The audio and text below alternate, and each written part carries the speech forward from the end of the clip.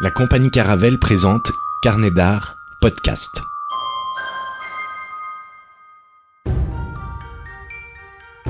Allô, ici Antoine Guillot. Ravi de vous retrouver pour une saison 3 de Comment ça va le monde. Le principe, vous le connaissez, reste le même. Un invité, un axe de réflexion et des heures de discussion pour laisser place au développement de la pensée, pour se laisser guider par la frénésie des expériences, des connaissances et des analyses. Cette saison, nous la passons en compagnie de Joël Bordet, psychosociologue qui travaille depuis plus de 30 ans maintenant à comprendre l'adolescence des jeunes des quartiers populaires urbains pour pouvoir les accueillir au mieux dans la complexité du monde d'aujourd'hui, dans une perspective démocratique. Vaste programme qui nous attend dans ces 4 épisodes exclusifs que nous vous proposons. Comment l'adolescence est vécue par les jeunes des quartiers populaires urbains en France et dans le monde, on dépasse les frontières encore et toujours. Comment ça va le monde, saison 3, épisode 4, les défis à tenir, c'est parti.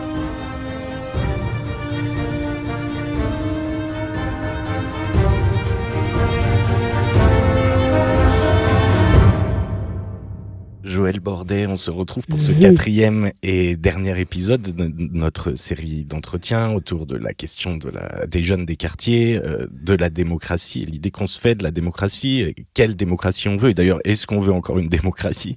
Et évidemment, tout ça nous emmène à élargir et à penser le monde. Alors après un premier détour dans un axe fondamental de cette pensée dans laquelle tu nous invites à cheminer, qui est se penser soi, penser l'autre, penser le monde, puis un deuxième détour dans un deuxième acte fondateur de cette pensée, s'affirmer, se situer, prendre position. On ouvre cet épisode de conclusion avec l'idée des défis et la question des défis à tenir pour une mise en œuvre, disons, opérationnelle finalement de tous ces idéaux et de ce regard de société, de démocratie que tu nous décris depuis tous ces épisodes et ces heures de discussion.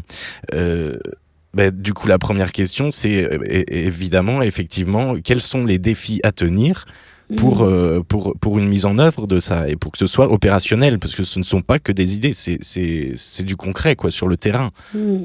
Merci beaucoup Antoine de me permettre aussi de dire un petit peu, quel environnement on peut tenir pour que ce soit possible et que les professionnels, les parents, l'ensemble de ce qu'on appelle la communauté éducative au sens d'être là avec les jeunes, les adolescents, puissent effectivement continuer à pouvoir tenir ces propositions que j'ai faites, qui sont, je pense, des propositions d'intention pour accompagner l'adolescence, qui ouvrent à une réalisation des jeunes dans une perspective plutôt de réalisation.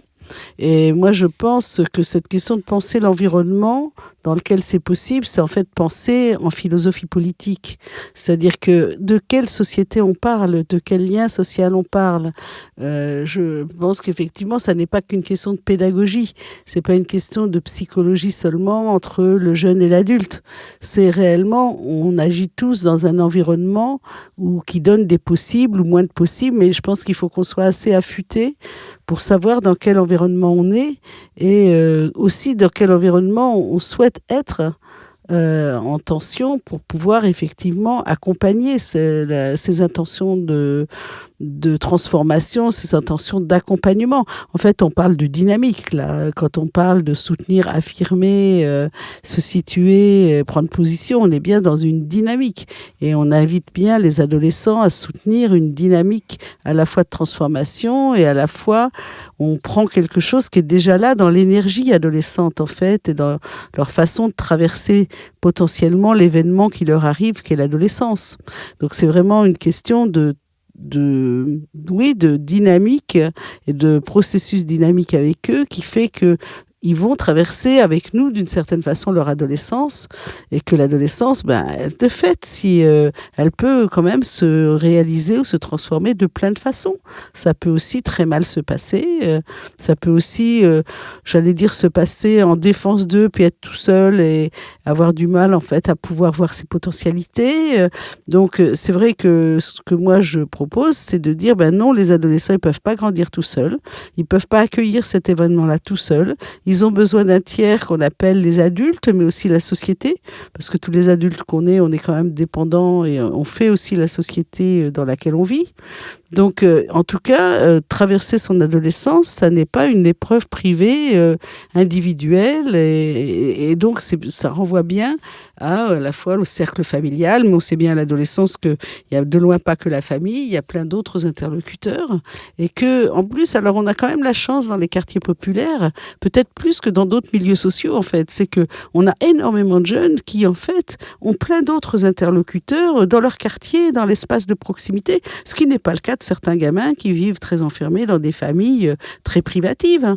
On a encore, enfin moi je travaille encore dans beaucoup de quartiers où il y a beaucoup d'interlocuteurs des jeunes et ils circulent entre des interlocuteurs très différents, que ce soit les responsables sportifs, religieux, comment dire, de la santé, de l'association qui a été créée proche de chez eux. C'est-à-dire qu'on n'est pas dans un désert. Enfin, les quartiers, la plupart des quartiers où je travaille, il faut dire aussi si j'y viens, c'est peut-être aussi parce qu'il y a une demande. Donc, s'il y a une demande que j'y viens, c'est aussi qu'il s'y passe un peu quelque chose. Mais moi, je suis très intéressée par cette vitalité. Et cette vitalité, elle a quand même été aussi créée par des politiques publiques. Donc ça, j'y reviendrai.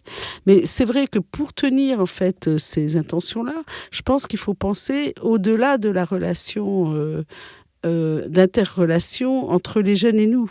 C'est-à-dire, c'est vraiment de quelle société on parle. Alors, moi, j'ai besoin pour ça d'avoir des gens qui sont un étayage de philosophie politique. Et c'est vrai que très souvent, moi, quand je travaille, je pense à des lectures, je pense à des gens, c'est comme s'ils étaient là d'une certaine façon pour m'encourager à penser, en tout cas, l'environnement dans lequel je travaille.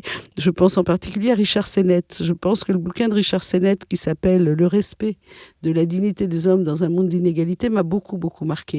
Parce que tout d'un coup, il y a eu un truc très éclairant sur la question du choix du lien social en fonction de la société dans laquelle on est. C'est-à-dire que ce qu'il soutient, c'est que la société néolibérale, qui est d'abord guidée par le marché et la concurrence, c'est un projet qui n'est pas que économique, c'est un projet qui est aussi un projet de société dans le lien social.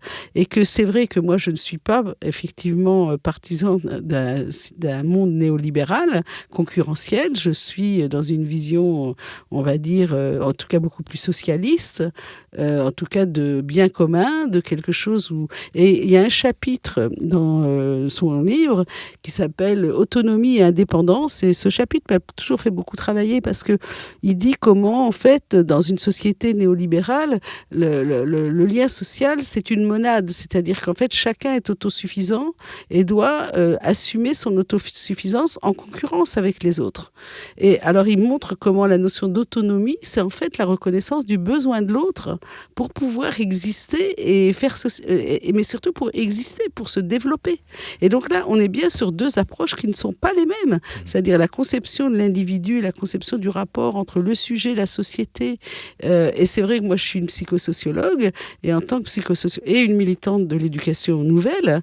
Et je pense que dans le registre où moi je suis, évidemment, on est sur la recherche de l'autonomie. C'est-à-dire que ma vision du monde, elle est sur le fait qu'on a besoin d'environnements collectifs pour pouvoir se développer et qu'une société qui serait qu'une société de la concurrence, c'est une société pour moi de la violence, c'est une société où réellement je ne m'y retrouve pas. Donc c'est quand même intéressant en tant qu'éducateur ou en tant que personne qui ont une forme de mission de service public de se dire à quelle société on veut être.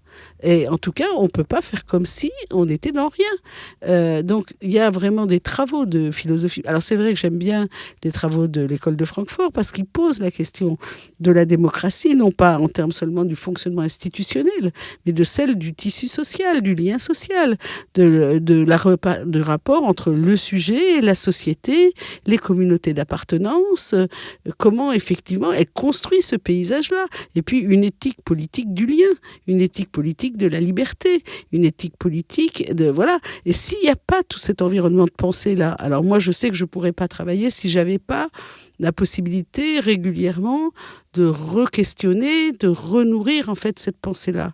Là, dernièrement, je travaillais avec Daniel Boitier, qui est un grand ami philosophe, avec qui j'anime le groupe à la Ligue des droits de l'homme sur les questions de laïcité. C'est vrai que la discussion ininterrompue avec Daniel, par exemple sur l'émancipation à partir des travaux de Jacques Rancière, réouvre des portes et en fait continue en fait à faire travailler. Mais je pense aussi qu'être éducateur, alors je sais qu'on ne peut pas tout faire, on ne peut pas être tout dans tout le temps. Moi, mon boulot, c'est pas non plus, j'allais dire, d'accompagner les mêmes jeunes et des jeunes tous les jours.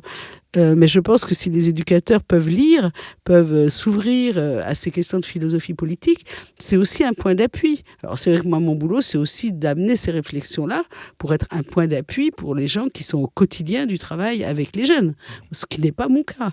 Et de ce point de vue-là, j'essaye de m'y employer, c'est-à-dire de donner aussi des points d'étayage et d'éclairage à des professionnels qui, évidemment, au quotidien, peuvent pas faire le même boulot que moi. Donc, et là, on est très, j'espère, complémentaires. C'est-à-dire que moi aussi, ils peuvent m'interroger. Ils peuvent aussi, j'allais dire, complètement questionner sur, mais attends, c'est quoi ton histoire de démocratie, là? On n'est pas dans une société démocratique. Moi, je pense que si, on est quand même encore dans une société démocratique, même si elle est de loin pas forcément ce que je souhaiterais, mais on n'est quand même pas dans un système autoritaire totalitaire. Et on n'est pas, voilà. Et moi, c'est vrai que la question du totalitarisme, elle me préoccupe toujours, et surtout de l'autorité totalitaire. Et je trouve que le dernier livre de Todorov est extraordinaire. Le dernier livre de Todorov, quand il dit en fait que dans le système totalitaire, il n'y a plus qu'une chose qui résiste, c'est l'art. Moi, je pense aux jeunes Russes, aux jeunes femmes russes que j'ai rencontrées il y a longtemps maintenant, et qui, quand on donnait en fait un travail collectif de groupe, ne pouvaient dans un premier temps que de passer le temps de travail à désigner un chef. Puis ça a beaucoup évolué, et ça a évolué comment? Le jour où une jeune femme a pris la parole en disant « mais moi je suis comme la fleur de mon quartier », c'est-à-dire elle est passée par la métaphore pour pouvoir se situer comme sujet. Et évidemment, c'était un moment d'immense émotion. On était dans une école, il faisait moins 30 dehors, et il y avait cette jeune femme qui était très belle aussi, qui tout d'un coup dit « mais moi, je suis la fleur de mon quartier ». Et là, on se dit « ah ». Il se passe quelque chose sur le fait de se reconnaître comme sujet. Et c'est très difficile quand on vient de sociétés totalitaires de pouvoir avoir accès à ce qu'on est comme sujet. Mais je pense aussi que dans une société néolibérale, où de fait tout est concurrentiel, tout est dans la violence, tout est dans la réussite individuelle, mais c'est quand même compliqué d'aller penser qu'on va faire des efforts du collectif là, pour faire la démocratie. Et quand on voit bien les jeunes, quand aujourd'hui on les interviewe, leur modèle de réussite, la plupart, c'est un modèle néolibéral. C'est pas d'être un leader d'association. Ça ne veut pas dire qu'ils ne deviendront pas des leaders d'association d'ailleurs. Mais si on les interviewe, leur modèle de référence, c'est clair, il est vraiment très néolibéral. Je veux être mon propre patron, gagner mon argent le plus vite possible. Et d'ailleurs, la fonction du travail au sens de l'œuvre, elle disparaît. Donc là, il y a aussi un très beau livre d'Hannah Arendt sur la question de l'œuvre et le travail. C'est-à-dire, qu'est-ce qui fait aussi qu'on met de la pensée, du désir, du travail, de sublimation dans le travail. Alors, bien sûr que c'est pas possible partout. Je veux dire, quand on a des travaux très, très dominés, mais c'est étonnant. J'ai vu des chauffeurs de taxi mettre, par exemple, beaucoup d'intérêt à leur travail. C'est-à-dire qu'on peut faire des métiers où, a priori, il n'y a pas comme ça de sublimation, et c'est pas vrai. Donc, cette question-là du travail et de l'œuvre et du rapport à l'argent et à la production de l'argent, je pense que c'est un très très bon sujet avec les jeunes aujourd'hui. C'est vraiment important. Donc vous voyez, à travers cette question de comment on conçoit la société, comment on en prend le temps d'y penser, comment en termes de collectif de professionnels, on prend ce temps-là, je peux vous dire qu'aujourd'hui, je pense qu'on prend trop peu le temps de ça. C'est-à-dire, on va travailler sur l'analyse des pratiques pour voir à quoi on a affaire, etc. Et bon, c'est intéressant parce que ça met au travail, moi, en tant que sujet professionnel, ce que je traverse avec les jeunes, l'institution, etc. Mais je pense qu'il faut aller au-delà de l'institution. C'est une vraie question qu'on travaille avec les psychosociologues. C'est-à-dire, parce qu'il y a beaucoup de psychosociologues qui font de l'analyse de pratiques. C'est aussi comment, au-delà de l'institution, elle est dans une société, elle est dans un mouvement social, elle est dans un mouvement même planétaire de la transformation politique. Et où est-ce qu'on en parle ? Où est-ce qu'on en parle ? Donc il y a un risque aussi de repli technocratique ou technique techniciste sur le fait que l'acte professionnel soit toujours analysé du lieu d'une efficacité technique. Et on est tous dedans.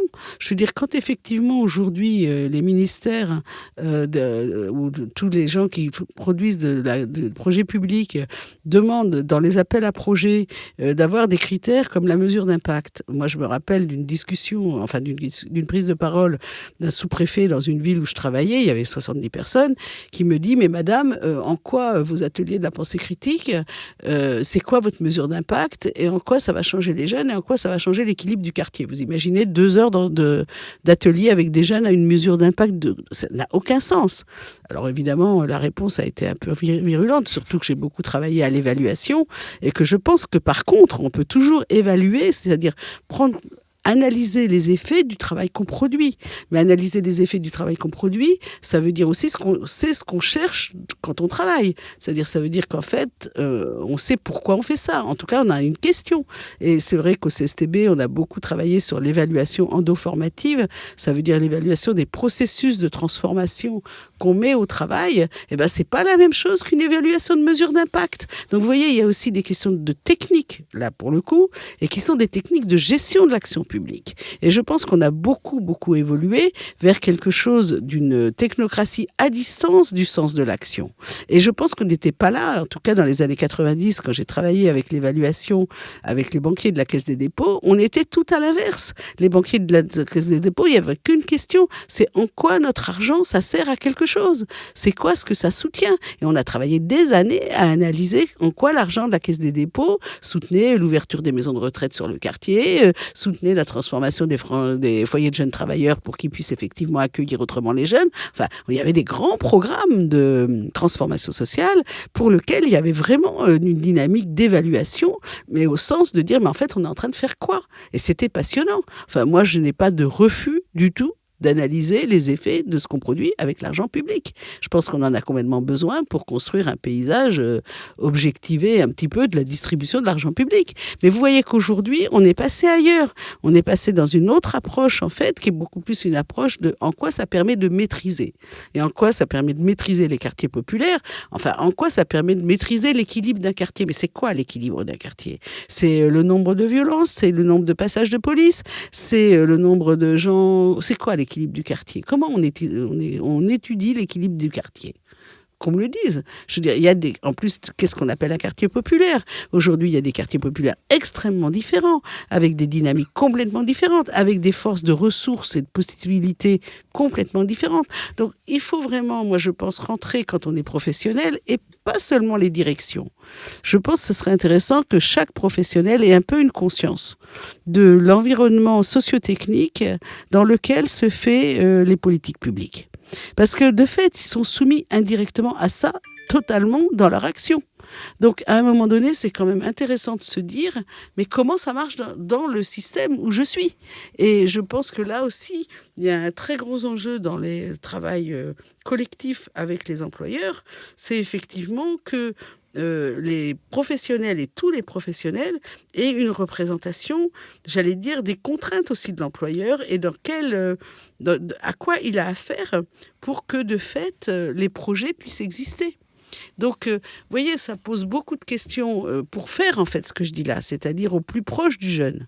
En fait, ça interroge énormément la fonction employeur. C'est qu'est-ce que c'est diriger une équipe de prévention spécialisée aujourd'hui ? C'est quoi dire, surtout que quand on est quand même avec une pression dans cette approche néolibérale de fusion-acquisition pour faire des entreprises sociales, ça n'est pas la même chose que d'avoir une association liée au département où effectivement on maintient une proximité avec le quartier. Moi, c'est vrai que je peux le dire, je me suis quand même un peu confrontée à ce mouvement de fusion-acquisition par un certain nombre d'entreprises sociales et j'ai toujours pris position contre parce que je pense que l'entreprise sociale n'est pas aujourd'hui le modèle de développement pour être au plus près de faire des communautés de vie dans les quartiers populaires dans une tension démocratique et que là on a aussi des enjeux importants et donc les gens qui dans un département vont prendre parce qu'ils ont des difficultés de gestion de la prévention spécialisée et vont dire tiens après tout si ça passait par un entrepreneur social. Voilà. Et puis après tout, on passe un contrat avec eux.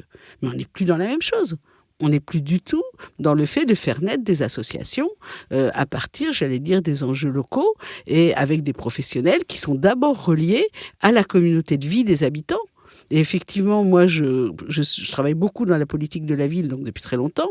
Et pourquoi ? Parce que je pense que cette politique de la ville, elle porte quelque chose des territoires, elle porte quelque chose de la fonction politique au niveau des territoires, et elle porte quelque chose de fait, même si c'est pas toujours travaillé et théorisé comme ça, de la relation entre les communautés de vie d'habitants, le politique et le territoire. Et que moi, c'est ça que j'ai essayé aussi de développer dans la politique de la ville, mais il n'y a pas que moi. Et on voit bien, je participe au comité scientifique du comité d'histoire de la politique de la ville, créé particulièrement par Michel Didier, mais dans lequel aujourd'hui il y a plein d'autres personnes investies. Et c'est intéressant, c'est une politique qui a duré maintenant 40 ans et qui continue, même si elle se transforme beaucoup. Et cette politique, elle a porté ces questions-là. C'est-à-dire que réellement, il y a eu aussi des inventions en France de politique publique qui nous permettent en fait de tenir les axes dont je parle là. C'est-à-dire que ce n'est pas des axes psychologiques, c'est des axes d'intention politique, ce que j'ai proposé. Bien sûr que ça suppose après de la psychologie, de la présence pédagogique, etc. Finalement, ce sont des outils, ça. C'est pas un outil, c'est une posture, parce que quand même, les choix psychologiques, c'est beaucoup plus qu'un outil. C'est quand même la question de... C'est aussi des choix politiques, ce qu'on fait en psychologie. Mais les deux axes que j'ai proposés sont profondément politiques pour faire effectivement cette dynamique entre les communautés, les territoires et le champ des politiques. Voilà. Après, donc je pense que je dis ça parce que pour pouvoir tenir en fait ce que j'ai proposé là, ça suppose d'y réfléchir. Et ça peut pas être que l'éducateur ou l'équipe d'éducateurs ou l'équipe d'animateurs avec les jeunes. Ça ne peut pas être ça. S'il n'y a pas dans ce qu'on appelle la maîtrise d'ouvrage, c'est-à-dire en fait les gens qui portent le dynamique stratégique de développement des territoires, une conviction qui partage la même chose, le professionnel ne peut pas le faire, ou il le fera à la marge, mais il ne pourra pas le valoriser, il ne pourra pas y réfléchir, il ne pourra pas l'inscrire dans une dynamique stratégique. Donc cette question-là, elle ne revient pas que aux professionnels, elle revient aux élus des villes, elle revient aux cabinets politiques, elle revient beaucoup sur le politique. Et c'est là que je sais bien que l'espace est très grand quand on est entre maire d'une ville et de l'autre côté l'animateur au quotidien auprès des jeunes, le maire, il n'est pas tous les jours en train de se poser ces questions-là. Mais il faut bien pourtant, à certains moments, que le maire, il puisse aussi se poser, et ses élus, et les gens qui travaillent avec, et qui ne sont pas au quotidien du lien avec les jeunes, se poser pour ces questions-là. Alors, c'est mes travaux, si j'ai servi à quelque chose, c'est beaucoup à ça. C'est-à-dire d'écouter les jeunes et de mettre tout le monde au travail pour effectivement partager ce que disent les jeunes et en faire des politiques publiques de territoire. Moi, j'ai beaucoup travaillé sur la dynamique des politiques jeunesse de cette façon-là. C'est-à-dire en écoutant des jeunes, en disant aux élus et à tous les gens qui portent la politique, attendez, ce serait quand même bien que vous entendiez ce qu'ils disent et ce que les professionnels, ils peuvent en dire. Donc, travaillons-y ensemble. Il y a quand même une question centrale qui se pose dans cette démocratie, cette fameuse démocratie dont tu parles et que tu nous décris, c'est que de fait, cette démocratie, elle doit être faite et pensée ensemble, en commun. Mais il y a quand même toute une partie de la population qui, de fait, par l'atomisation du néolibéralisme dans lequel on vit, est très éloignée de cette question-là et de cette question de la démocratie, puisqu'il y a une sorte d'autosuffisance comme tu le décrivais tout à l'heure. Et pardon pour la provocation, mais on a quand même l'impression que ta voix, qui parle depuis cette idée de l'éducation populaire, est très seule. Alors comment on fait pour désenclaver ça ? Comment on fait pour aller chercher cette partie de la population qui est éloignée ? Non, je pense pas. Je pense pas que ma voix soit seule. Je pense que quand on regarde les mouvements sociaux qui ont eu lieu, quand je vois les dynamiques qu'il y a, en particulier dans les quartiers populaires, non. Je pense que cette tension-là, elle est très très forte en France aujourd'hui. Elle n'est absolument pas gagnée du côté du néolibéralisme. Je ne le crois pas. D'ailleurs, Macron, il se heurte à ça en permanence. Je veux dire, sinon, il n'y aurait pas eu tout le monde dans la rue là pour les mouvements de retraite. Enfin, il faut regarder quand même la force de mobilisation qu'il y a eu depuis l'arrivée de Macron quand même. C'est quand même considérable. Et les gens ne sont pas des crétins. Ils savent bien quand ils se mettent en grève, quand ils vont dans la rue et tout, que c'est beaucoup d'énergie, que pendant ce temps-là, ils ne bossent pas, que leur famille aussi, ils sont pas disponibles. Enfin, c'est beaucoup de choses pour l'action publique de faire ça. Donc non, je pense qu'on n'est pas du tout dans une société qui a accepté le néolibéralisme pour le moment. qu'il y a effectivement une tension très forte et que du coup d'ailleurs ça fait le lit du Front National, parce que le Front National n'est pas néolibéral. Le Front National, il est au contraire une idéologie compacte, collective, autoritaire. Et ça n'est pas le néolibéralisme. Il peut se servir du néolibéralisme, tout à fait, mais sur un plan économique. Mais je pense que ce que j'analyse du Rassemblement National, c'est une idéologie compacte qui va effectivement neutraliser, qui cherche à neutraliser ces forces qui de fait n'acceptent pas cet autoritarisme néolibéral. Et je pense que non. Je pense que je fais partie, j'espère, de ce mouvement-là, comme d'autres. Mais je veux dire, on est dans un mouvement très fort. Et je pense qu'au contraire, c'est le moment de continuer à penser ça, à soutenir ça. Je ne sais pas, moi, quel est le destin historique de la France, ni de l'Europe, ni du monde. D'ailleurs, je n'en sais rien. Mais ce que je vois bien, c'est que dans d'autres pays, c'est la même chose. Je vois bien que l'Algérie, combien de manifestations ont eu lieu par la jeunesse, là, contre l'État autoritaire. L'année dernière, j'ai soutenu un pavillon, là, sur le soutien aux femmes, à la liberté en Iran. Mais quand même, chapeau, quoi, je veux dire, dans un État aussi autoritaire, tenir autant à la démocratie du lieu des prisons. Enfin, tout ce travail avec les émissions qui passent par les paraboles à l'étranger, des gens qui, de fait, aujourd'hui, continuent à exister, à réfléchir. Après, ça ne veut pas dire qu'on n'ait pas des défis entre les villes et la campagne, bien sûr que c'est compliqué. Mais moi, je pense qu'on est dans un monde qui est aussi traversé par ça.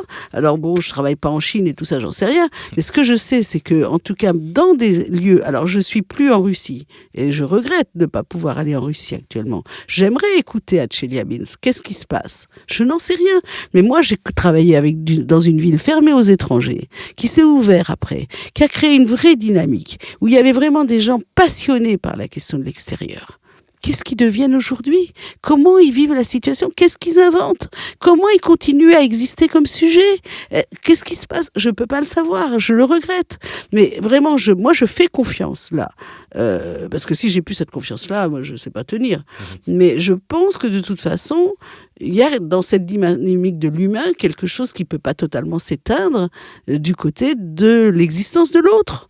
Et qu'on ne peut pas vivre sans l'autre. Et que ce projet néolibéral est mortifère et que de fait, il faut pouvoir continuer à tenir de l'autre. Donc, par exemple, la question écologique, je ne suis pas du tout spécialiste. Mais moi, je suis passionnée par la question des gens qui repensent le vivant. Alors, c'est vrai que j'ai eu la chance de rencontrer des situations un peu chamaniques au Brésil. Enfin, j'ai vécu des trucs un peu étonnants quand même et intéressants, qui m'ont fait quand même découvrir que l'invisible aussi, ça peut exister. Donc, on est aussi sur une réflexion du monde aujourd'hui, mais comme peut-être il n'y a jamais eu. C'est vrai que je lisais un travail, là, dernièrement, de Nicolas Truong, qui a fait tout un livre à partir des interviews de gens qui repensent le vivant. C'est passionnant. Donc moi je pense qu'au contraire il faut pousser très loin aujourd'hui, il faut pousser très loin le travail théorique, le travail imaginaire, le travail de la création pour pouvoir créer des points d'appui où on puisse traiter des choses beaucoup plus petites mais beaucoup plus difficiles parce qu'au quotidien c'est difficile. Et j'espère vraiment que les éducateurs, les animateurs, enfin tous les gens qui sont ce lien d'accompagnement des jeunes, les enseignants, peuvent prendre le temps et dans leur tête, ouvrir suffisamment leur tête à aller se saisir de choses qui sont aujourd'hui évidemment pas totalement réalisées, bien que on voit bien par exemple si on regarde la condition indigène. Moi c'est vrai que j'ai participé au Forum social mondial indigène à Belém il y a quelques années, mais qu'est-ce que j'ai appris?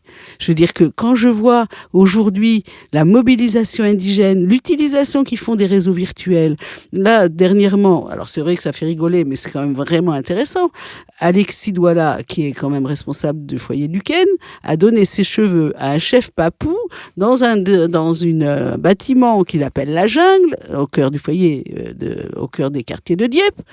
Et le chef papou en question a ramené la coiffe en Papouasie, est revenu avec la coiffe et a fait des ateliers auprès de je ne sais plus combien de gamins à Dieppe. Ça paraît petit, mais moi je crois que des choses comme ça, et il faut quand même un peu de cœur au ventre déjà d'aller donner ses cheveux au chef papou, mais après d'en faire aussi un don au quartier, quelque chose qui va faire travailler l'écologie, parce qu'on sait bien qu'on n'arrive pas bien à faire travailler l'écologie à partir des normes.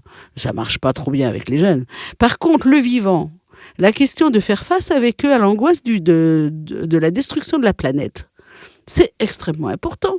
Et par exemple, dans le réseau international, à un moment donné, dans un séminaire, c'était à Yvetot, ça me travaillait la tête. Je me disais, mais on n'arrive pas, en fait, à bosser les questions d'écologie. Comment on va attraper ça? Et je me suis dit, tiens, quand même, cette question du devenir de la planète. Alors, on a fait un globe peint par celui qui faisait des graffitis, là. Enfin bon, toute une culture du graphe. Et il a peint le globe. On a fait un grand globe, on l'a mis sur la scène, et il y avait toutes les délégations de tous les pays, et le truc, c'était qu'est-ce qu'on donne à la Terre?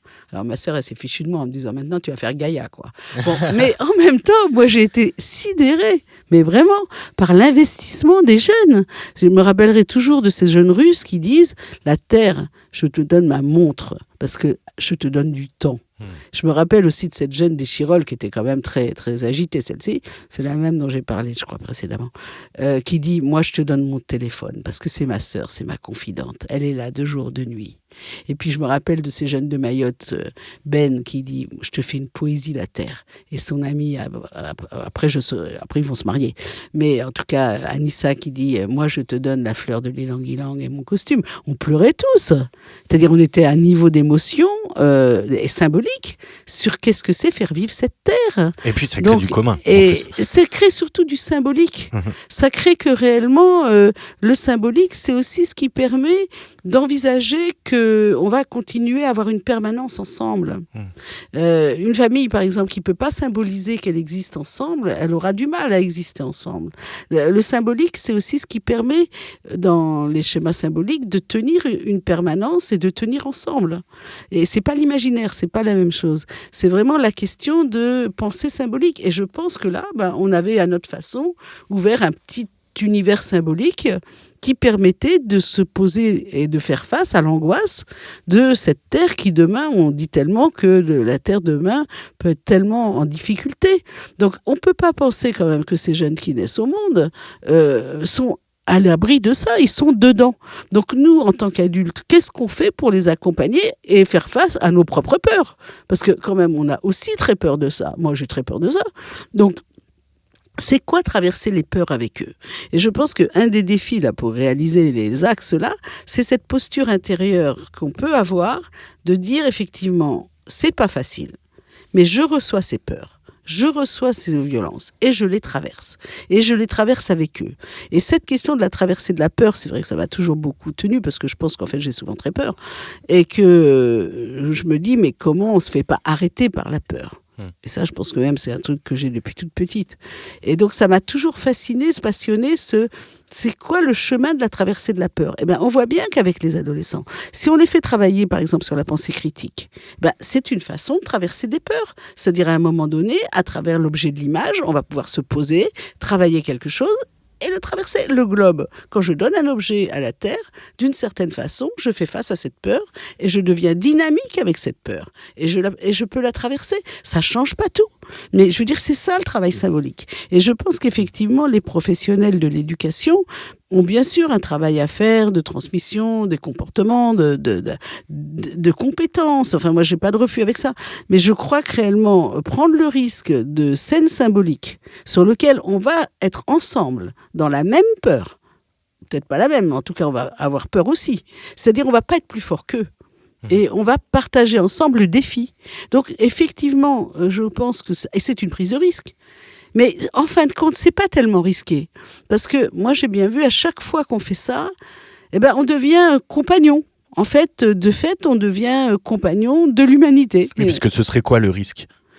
Le risque, ici, ça peut être, par exemple, que des jeunes, ils tiennent... ils rentrent pas dans la scène qu'on propose. Ils disent, attends, j'en ai rien à foutre de ton truc. D'ailleurs, ça marche pas. Ça fait exploser. On peut, par exemple, dans un atelier de la pensée critique, moi, je me rappelle, c'était intéressant. C'est un gars, je travaillais sur qu'est-ce qui fait peur, qu'est-ce qui rassure. Et un gamin qui arrive, qui dit, mais moi, j'ai jamais peur. Ça n'existe pas, la peur, pour moi. Puis... Donc, il ne prend pas l'image qui fait peur, il prend que celle où il est beau et fort, quoi. Puis à la fin de l'atelier, avec tout le monde, il dit quand même, je crains un peu. Il avait bougé. Donc, c'est vrai que si j'avais eu 10 gamins qui disent j'ai pas peur, j'aurais peut-être pas pu les mettre au travail. Donc si, le risque de la scène pédagogique, il existe tout le temps. Et effectivement, les amener à travailler des choses où d'ailleurs on a peur de se dire qu'on a peur, c'est pas facile. Bon, quand on travaille sur les meurtres de jeunes, comme j'ai pu faire dernièrement dans une ville où je travaille, et retraverser avec eux ce commun qui est mort à coups de couteau, les affrontements entre quartiers, les mamans qui pleurent, et en même temps qui se constituent en association, on ne va pas dire que c'est des sujets faciles. Et qu'effectivement, se dire, bah oui, non, on ne va pas les laisser seuls avec ça. Et on ne va pas les laisser seuls parce que ça, la première chose de l'éducation, avec des adolescents, c'est de ne pas les laisser seuls. Donc, je pense que dans les défis, il y a vraiment une question de posture. C'est-à-dire, quelle est la posture qu'on crée collectivement et individuellement pour être à la fois en alerte, en fait, sur ce qui est en train de se passer et en même temps créer des situations où on va se confronter à des choses qui nous semblent être des défis pour eux, pour devenir des belles personnes. Et c'est là qu'on fait de l'accompagnement. C'est-à-dire, moi je me rappelle d'une discussion, parce que je travaille beaucoup à la recréation de pôles d'accueil adolescents dans les maisons de quartier à Corbeil-Essonnes. Corbeil-Essonnes, la transformation des maisons de quartier, après Dassault, c'est quand même pas forcément le plus simple. Et là, il y a un travail très courageux qui est porté par Myriam Scorfit, avec l'ensemble des directeurs des maisons de quartier de Corbeil.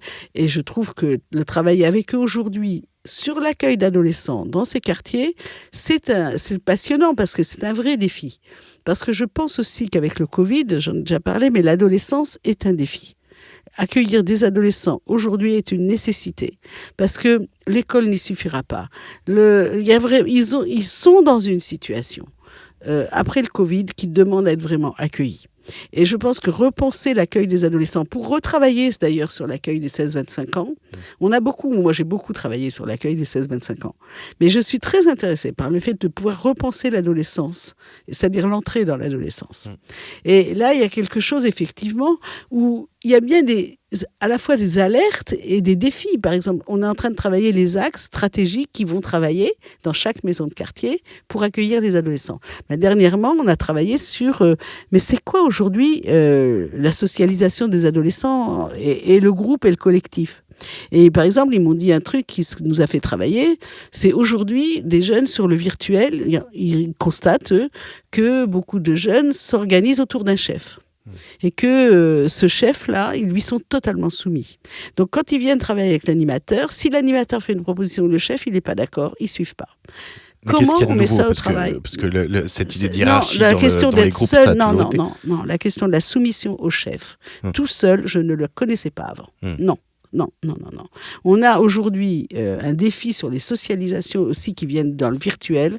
C'est soit le réseau totalement ouvert où il n'y a plus de groupe, ou au contraire le groupe compact qui peut être récupéré. Et ça, je suis désolée, mais il y a des mutations.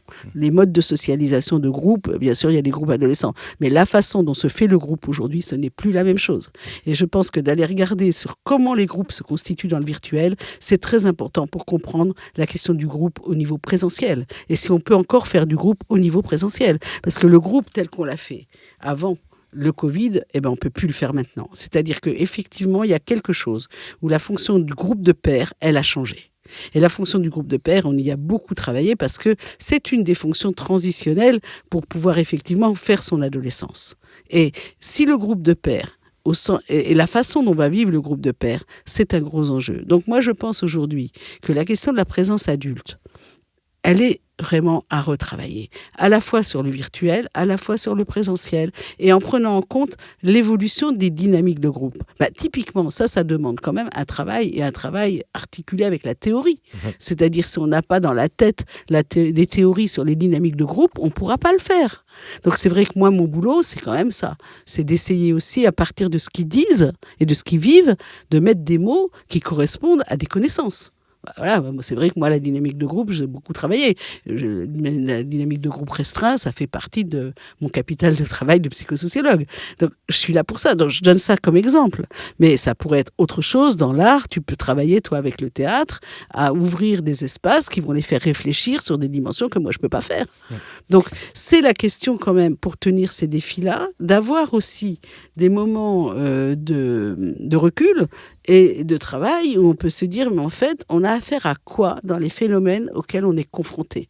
Et s'il n'y a pas ces espaces-là, Et c'est pas de l'analyse de pratique directement. Ça peut être de l'analyse. Je ne crois pas.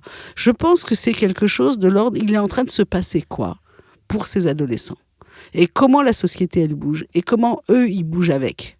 Et ça demande une culture, effectivement, sociale, politique, et puis ça demande des... Après, moi, je pense pas qu'il y ait que des psychosociologues pour faire ça. Ça peut être un historien, ça peut être un homme de l'art, mais les professionnels, pour pouvoir tenir les défis dont je parle là, ils ont besoin, à mon avis, de temps, de recul et de travail, de mise au travail, en fait, des émotions, de ce qu'ils vivent tous les jours et de ce qu'ils observent. Parce que si ça se fait pas, alors effectivement, ils vont reproduire des schémas. Et puis, ils vont pas aller sur les trucs les plus durs. Et qui sont, du coup, maintenant décorrélés de la réalité, puisque ça évolue, quoi. Je sais pas. En tout cas, ce qui est sûr, c'est qu'ils peuvent aller à l'économie la plus proche du jeune. C'est-à-dire, l'économie la plus proche du jeune, elle reste consumériste. Ouais. Elle est quand même, emmène-moi, je sais pas, à faire du ski. Alors, je dis, on peut tout à fait faire du ski et faire tout un travail avec le ski. Mais je veux dire, le consumérisme, c'est même pas l'activité. Il faut donner du sens, quoi. C'est occuper son temps en se faisant plaisir directement et sans se poser de questions. Ouais. Alors, je dis pas qu'il n'y a pas des moments, on est tous comme ça, on va tous consommer, moi aussi. On a le droit de regarder une série pas trop compliquée, policière. Exactement, on n'est pas tout le temps en train de se dire non plus. Mais par contre, qu'il y ait des espaces créatifs. De fait, on est au travail d'une question difficile. Eh ben, ça marche. Oui, ça, c'est essentiel dans cette idée de créer, de faire la démocratie. Du coup, ce que j'entends, c'est créer des espaces. Il y a deux mouvements. Je fais un petit point sur la situation. De créer ces espaces à la fois de pensée, qui peuvent notamment être un espace d'analyse, etc. Mais en tout cas, des espaces de pensée, de mise en mouvement de la pensée. Donc ça peut être dans les ateliers critiques, par exemple, de l'esprit critique dont tu nous parles depuis quelques épisodes. Ça peut être des espaces culturels, ça peut être des espaces associatifs, sportifs, des foyers d'accueil, etc. Enfin bon, des espaces où il y a la place et le temps pour penser. Et le deuxième mouvement que je retiendrai, c'est ce besoin de transformation de l'émotion, notamment en symbolique, pour créer du commun, et de transformation de l'émotion. Ça, c'est essentiel. En fait, comment se transforme l'émotion? Comment est-ce qu'on reste pas avec ça? Parce qu'en fait, rester avec son émotion, c'est une atomisation. Ça, ce qui est sûr, c'est qu'à l'adolescence, en fait, je pense qu'un des éléments pulsionnels de l'adolescence, c'est que l'émotion est tout de suite là. Je pense qu'un adolescent qui est très retenu sur l'émotion, c'est qu'il y a quelque chose quand même qui le retient. Parce que je pense quand même que le mouvement pulsionnel, il est émotiel. Oui, puis en prise directe, il n'y a pas de filtre. Il est dans le corps, il est direct, ça t'arrive direct. Et qu'est-ce que t'en fais? D'où la violence d'ailleurs de l'autre. Le destin de l'émotion, il peut être multiple. Le destin de l'émotion, alors c'est vrai que je pense qu'en travaillant comme ça avec les jeunes, on les aide à recevoir cette émotion et à la voir et à la transformer. Et donc à la maîtriser, à prendre le contrôle sur soi-même. Finalement. Moi, je dirais pas ça, je préfère parler de transformation. C'est-à-dire que je pense que transformer l'émotion, c'est aussi ouvrir des espaces qu'on connaît pas. Et c'est pas la maîtrise, c'est pas la même chose. C'est pas exactement, en tout cas, la même chose que des comportements qu'on va apprendre qui vont permettre de maîtriser les émotions. Par exemple, dans le sport, on voit très très bien la différence. Mais je dis pas qu'à certains moments, il faut pas non plus apprendre à contrôler ses émotions. À l'école, par exemple, il faut bien à certains moments contrôler ses émotions par rapport à la norme scolaire dans laquelle on est. Voilà, ça, c'est une si question on de peut norme pas faire ça. commune, On ne peut pas se mettre en situation de savoir. Par exemple, apprendre, ça suppose quand même de ne pas tout le temps être dominé par ses émotions. C'est tout un chemin pour les adolescents. C'est tout un chemin. Qui n'est pas inné, c'est ce que tu es en train de nous dire. Non, c'est un chemin de travail à l'adolescence. C'est effectivement, et puis c'est ça dont parle très très bien Erikson, c'est effectivement que pour ça, il faut que le jeune il ait un bénéfice secondaire. C'est-à-dire qu'il se voit plus beau dans le miroir parce qu'il a pu faire cet effort-là. Mais c'est un effort de ne pas être dans le passage à l'acte permanent avec les émotions.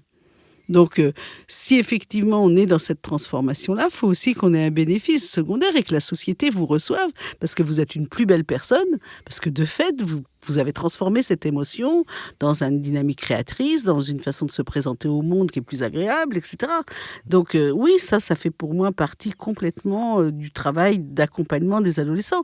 Mais si la société, elle est trop violente, et si de fait, il faut en permanence défendre sa place, mais comment on fait pour faire ce mouvement-là ? Oui, où est la lumière, quoi, et où est l'espoir C'est extrêmement difficile. C'est surtout qu'en fait, on ne dépasse pas, il n'y a pas de perspective. Le fait de l'émotion qui va se permettre de... Voilà, et là, c'est la question de la violence. Donc, plus, par exemple, on va être violent avec les jeunes par les institutions, plus on va les renvoyer, en fait, à l'impossibilité de transformer leurs propres émotions. Donc la question de l'intervention policière, de ce point de vue-là, elle est importante. Ou l'intervention du médiateur social. Moi, c'est vrai qu'il y a des fois, je préférais que ce soit le médiateur social qui intervienne plutôt que le policier. Parce que le policier, c'est pas un éducateur, c'est pas un médiateur. Il n'est pas là pour ça. Donc si on le met à la place de travail sur des comportements qui pourraient être traités par des médiateurs ou par des animateurs, ça veut dire qu'en fait, on est dans une confrontation en acte. Mais on va même le policier de proximité, il peut avoir des stratégies pour pas être frontal avec les groupes de jeunes, mais c'est pas un éducateur. C'est pas, je pense pas, c'est pas son boulot d'aller transformer la conflictualité des émotions. Même s'il peut, d'ailleurs, il y a des fois des policiers qui sont très bien pour faire ça, mais c'est pas directement leur métier. Par contre, c'est le métier des éducateurs, des animateurs, des médiateurs sociaux. Donc, quand les pouvoirs publics sur des questions de comportement dans l'espace public, ils mettent en premier la police, mais pas des médiateurs sociaux, il faut un choix. Oui, ça déplace clairement la fonction de l'autorité. Ça veut dire qu'on est dans une confrontation frontale. Et là, on n'est plus dans cette médiation conflictuelle. Sans possibilité de désamorçage de voilà. quoi que ce Et soit donc, avant. sur le champ du travail des émotions des jeunes, ça change tout. Donc, tu as raison. Je pense qu'effectivement, cette question du corps, des émotions, de rapport au groupe, du rapport... c'est un axe de travail permanent. Et c'est vrai qu'il faut aussi que, quelque part, la puissance publique en entende quelque chose. C'est... Parce que sinon, l'animateur, il va faire ce travail-là, mais il ne sera pas reconnu. Donc, et puis il lui faut des moyens quand même, un minimum. Et puis il faut des moyens, effectivement, il faut des locaux, il faut des lieux où on puisse partir, il faut du temps. Et du temps, c'est de l'argent. Donc voilà, on en revient à quelque chose que tu as évoqué dans un des épisodes, qui me semble fondamental, même si ça coule de source, mais ça va mieux en le disant, c'est que cette démocratie dont on parle, elle coûte de l'argent. Et ça coûte cher, en fait, la démocratie. Je pense qu'en tout cas, qu'effectivement, on a eu la chance, pour beaucoup, en tout cas moi, de vivre aussi dans l'État-providence. C'est-à-dire, en fait, après 1945, il y a quand même eu un effort considérable de l'État de dire justement dans la reconstruction, on donne beaucoup d'importance à l'éducation, à la jeunesse et les sports. Il y a quand même eu cet effort-là. On va pas, à la culture, il y a quand même eu on a là, je reviens du Festival d'Avignon. C'est quand même vrai que quand on voit Jean Vilar, quand on voit la Fondation d'Avignon, on a quand même en France aussi des très belles choses qui sont quand même des biens communs, des acquis collectifs. Et avec un politique qui, à un moment donné, a dit mais allons-y. Mais a dit allons-y et a créé un super service public. Et il a mis de l'argent et il a mis des moyens. Ouais. Bon, voilà. Donc si on détruit au niveau de l'appareil d'État, j'allais dire le soutien à ce que j'appelle le soft par rapport dans les fonctions régaliennes. C'est-à-dire, si l'État met essentiellement des moyens sur les fonctions régaliennes comme l'école, mais beaucoup dans une fonction d'apprentissage et d'autorité, la police-justice et l'armée, et que de fait, le soft est renvoyé au local avec toutes les inégalités du local face au soft. Donc le soft, c'est tout ce qui n'est pas régalien. C'est régalien. La question dans l'appareil...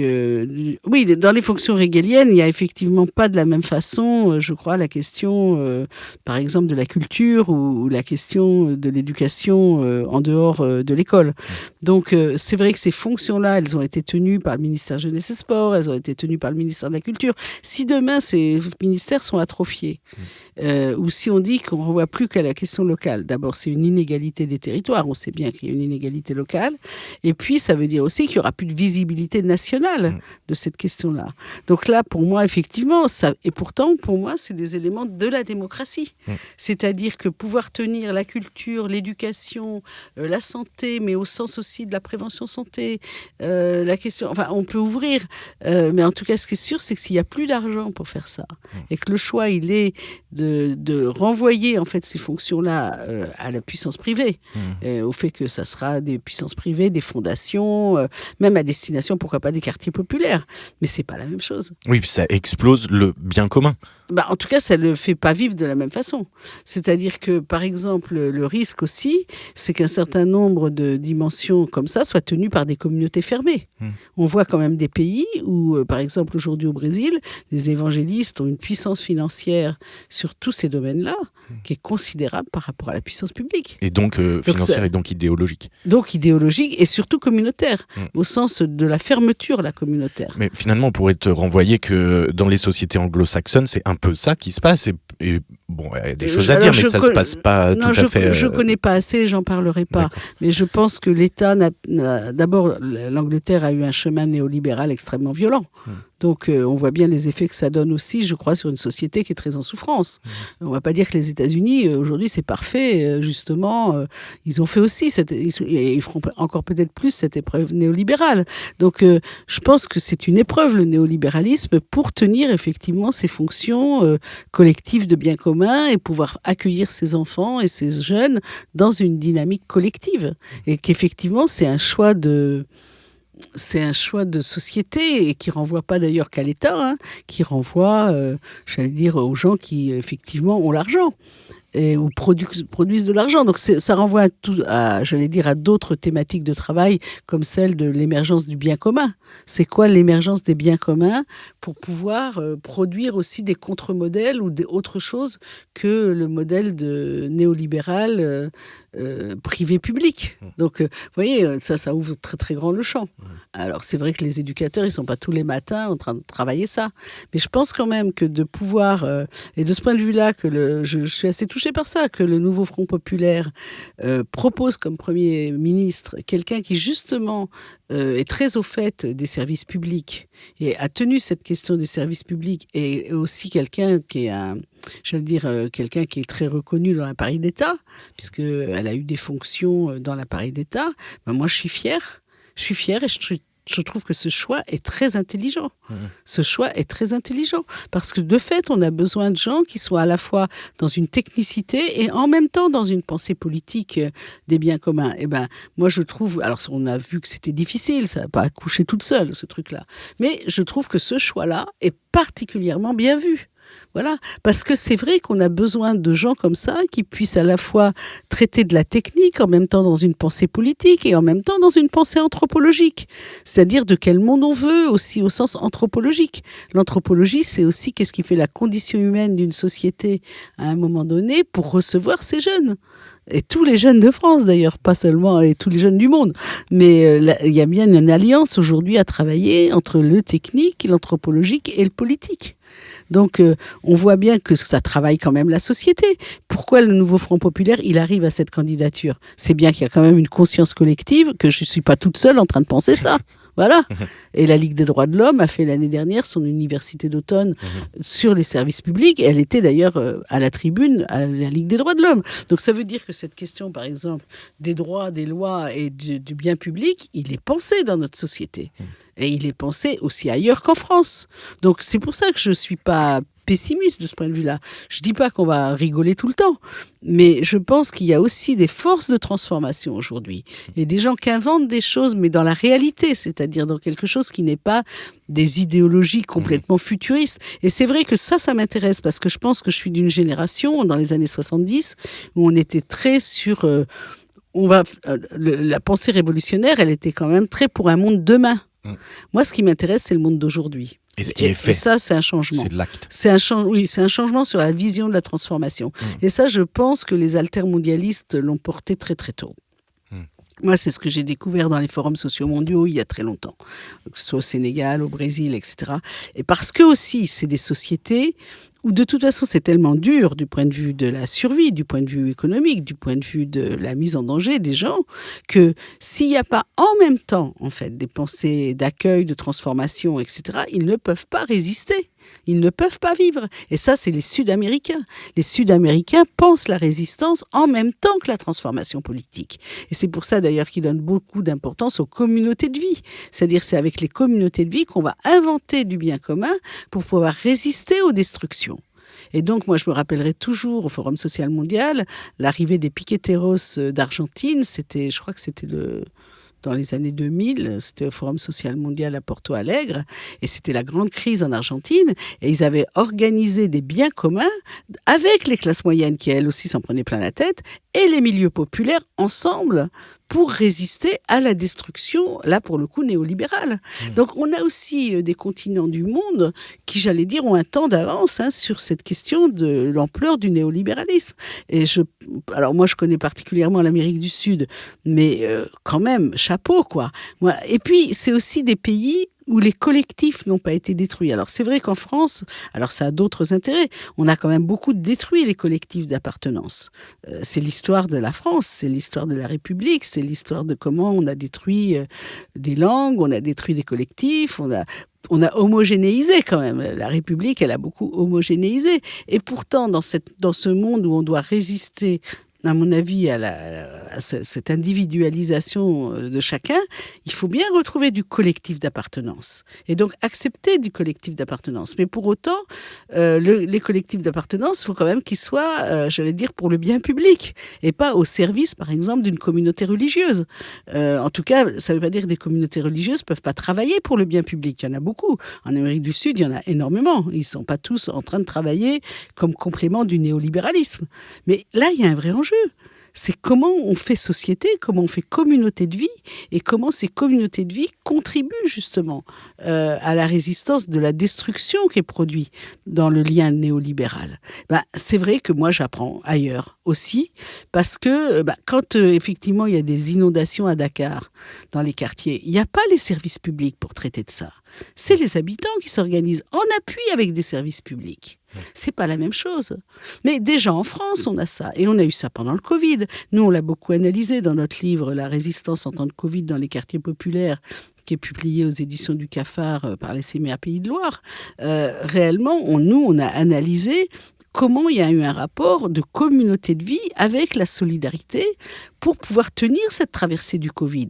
Ça s'est dit où ça ? Ça s'est montré où ? Alors que réellement, c'est au travail. Et ça, on l'a analysé, on l'a observé, on l'a écrit.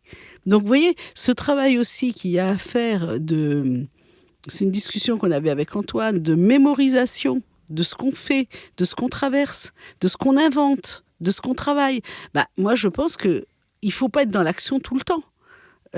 Là, c'est aussi un autre temps de recul. Alors, c'est bien aussi du coup d'avoir des tiers qui peut-être aident à un certain moment à pouvoir se dire qu'est-ce qu'on fait, qu'est-ce qu'on en fait, comment on a fait et revenir.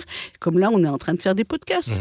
Mais comment on laisse trace ? Et comment on laisse des traces, on mémorise. Et c'est parce qu'on mémorise qu'on perd pas, j'allais dire, l'invention de la transformation. Évidemment, quand on est dans l'action et qu'on invente, on n'est pas tout le temps en train de se regarder pédaler. Mais par contre, pouvoir après se dire c'est ça qu'on a traversé ensemble. Et comment on a fait ? Et toi, t'as pensé quoi ? Et toi, t'as pensé quoi ? Et là, on fait de l'objet collectif. Et d'une certaine façon, c'est un bien commun.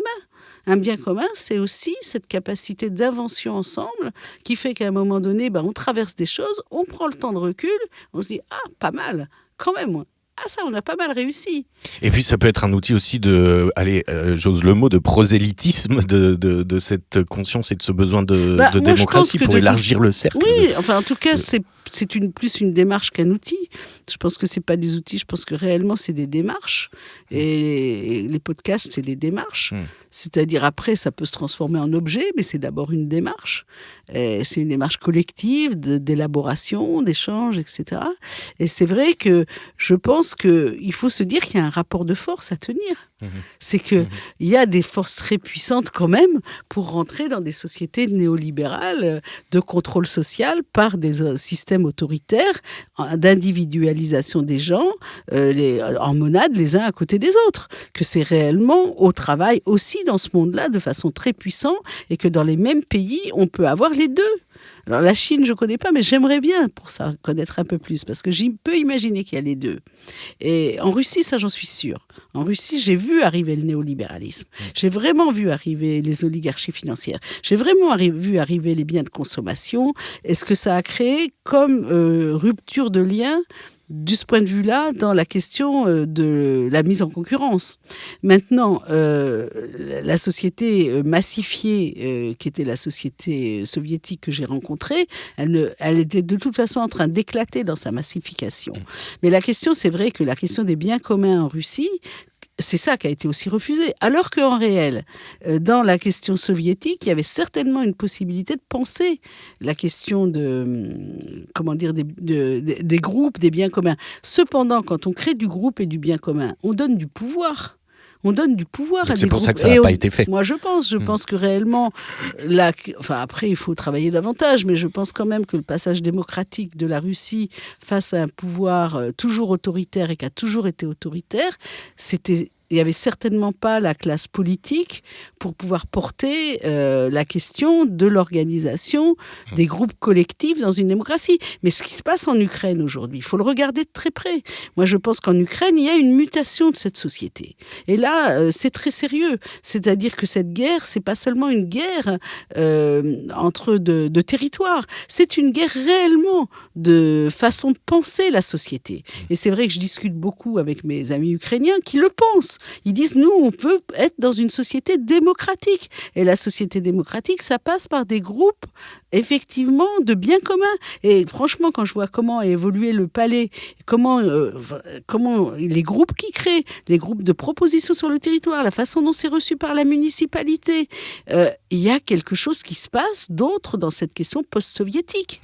Parce que quand même, c'était quand même un univers soviétique aussi à sa façon, mais qui n'est pas le même que celui où je suis à Tcheliabinsk, où je suis à Moscou. C'est très très grand l'univers post-soviétique, c'est aussi des réalités complètement différentes.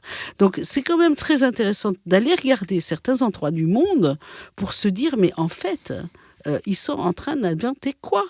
Alors, je vais dire ça parce que c'est vrai que ça m'intéresse. J'ai un ami qui est aujourd'hui en Israël et qui vraiment est au plus près du renouveau du mouvement kibbutzim.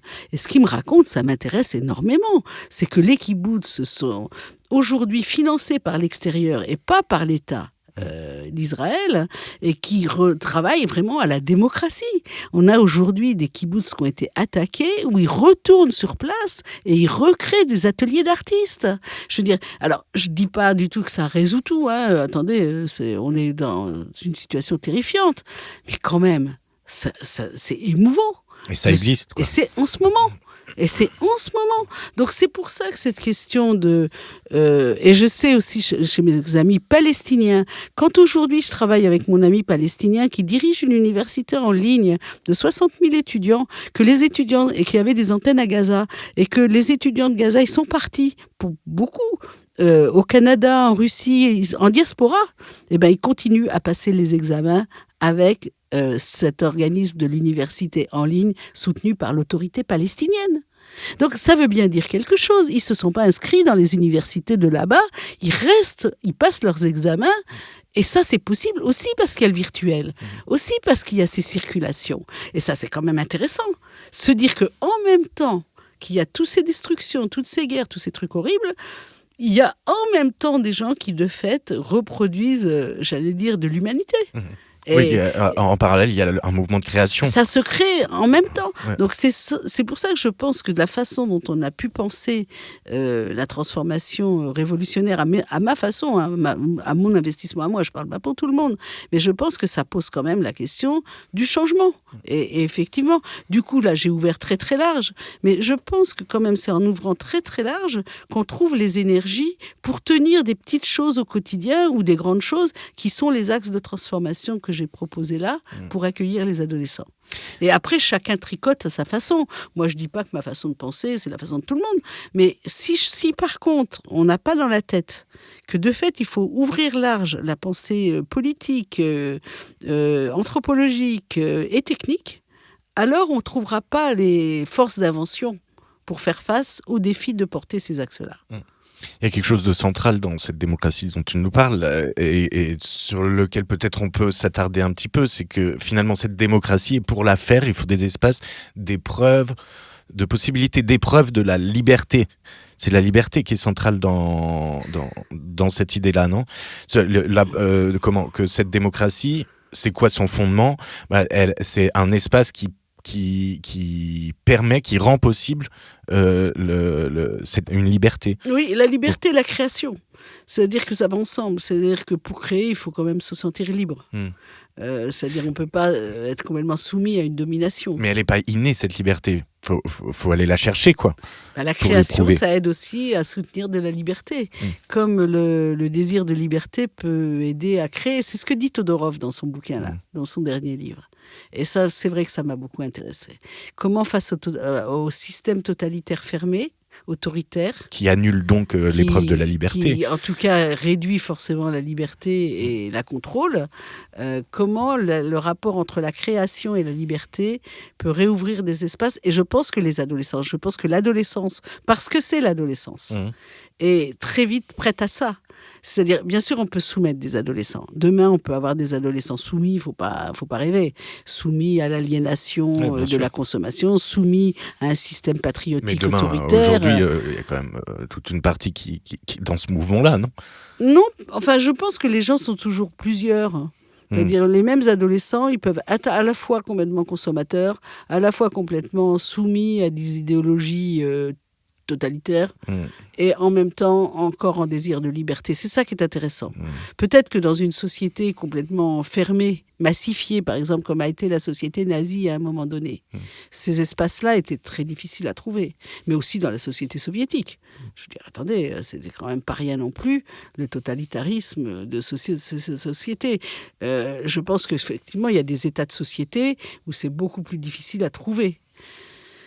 Je pense qu'aujourd'hui, en tout cas en France, on a encore plein de possibilités de circuler avec les jeunes. Et c'est notre responsabilité aussi de créer des espaces de création, liberté avec eux, qui leur montrent qu'après tout, c'est quand même plus sympa que d'être totalement dominé par la consommation ou totalement dominé par une idéologie de soumission aux appartenances. Que ce soit d'ailleurs n'importe quelle appartenance, que ce soit française, d'une appartenance religieuse quelconque ou d'une autre appartenance qui n'est pas loin de processus sectaires. Donc c'est vrai que la question de la liberté, la question surtout de la conflictualité, elle est tout le temps à soutenir. Mais moi ce que je pense, c'est qu'aujourd'hui c'est des efforts. C'est-à-dire que c'est vrai que les professionnels pour faire ça, soumis à l'efficacité des appels à projets, avec le type d'évaluation qui est à la clé. De l'autre côté, poussés par les jeunes sur leur demande de consommation, voire leur demande de soumission, ça demande quand même un gros effort de soutenir les axes que j'ai proposés. Parce que de fait, c'est pas donné. Alors, est-ce que ça l'était avant ? J'en sais rien. Mais ce qui est sûr, c'est que tenir ça aujourd'hui, ça veut dire aussi faire des efforts pour tenir. Je le vois dans les ateliers de la pensée critique. Alors, c'est vrai que quand moi je fais une formation expérimentation, ça pose un cadre. De fait, ça se fait. Mais je vois bien pour eux que c'est difficile de recréer un cadre de création qui va être un cadre posé aux jeunes, aussi comme un cadre d'une certaine autorité. C'est-à-dire d'une autorité bienveillante, mais qui dit il y a un cadre. Il y a quand même un cadre, oui. Voilà. Ben, c'est pas la même chose du tout que d'être soumis à la pensée consommatoire. La pensée consommatoire, on est soumis au désir immédiat des jeunes. C'est pas la même chose du tout. Donc, effectivement, prendre le temps de dire aux jeunes, attends, oui, on peut tout à fait aller faire une soirée truc chouette, là, comme tu as envie, mais quand même, ça serait bien aussi qu'à un moment donné, on se pose pourquoi pas faire un moment d'atelier de pensée autour de ça. Ben, ça, c'est un effort de la part des professionnels. Parce que c'est pas immédiat chez les jeunes, mais chez aucun adolescent. Dans les familles, c'est la même chose. Pour dire, attends, on va quand même se travailler à quelque chose. Le travail n'a rien d'évident. Donc, c'est vrai que ça demande aussi des responsables politiques. C'est-à-dire que si les professionnels, on leur demande rien, ou ils n'ont pas à rendre compte, mais dans un travail partagé, de dire, c'est dans notre projet politique municipal, de dire qu'effectivement, les jeunes, ils doivent pouvoir penser à être écoutés. Si c'est pas pris à ce niveau-là, mais ça va pas tenir. Et moi, c'est mon défi, d'ailleurs, quand je fais les ateliers de la pensée critique, c'est que je sais bien que j'essaye vraiment que ce soit porté par le politique. Mais ça marche pas toujours. Ben oui, parce que finalement, pourquoi ce politique s'occuperait de sa jeunesse? Il y a Ils peut-être d'autres choses s'occupent à faire. tous de la jeunesse. Ah non, ils s'occupent tous de la jeunesse. Il n'y a pas de quartier populaire où le politique ne s'occupe pas de sa jeunesse, ça n'existe pas. Parce qu'on peut dire que s'occuper de sa jeunesse, c'est un des premiers rôles d'une société. Parce que de toute façon, les jeunes s'imposent. Je veux dire, on peut pas. Oui, ils sont là, on voilà, peut pas les invisibiliser. Voilà, non, c'est impossible. Par contre, c'est la façon dont on peut s'en occuper.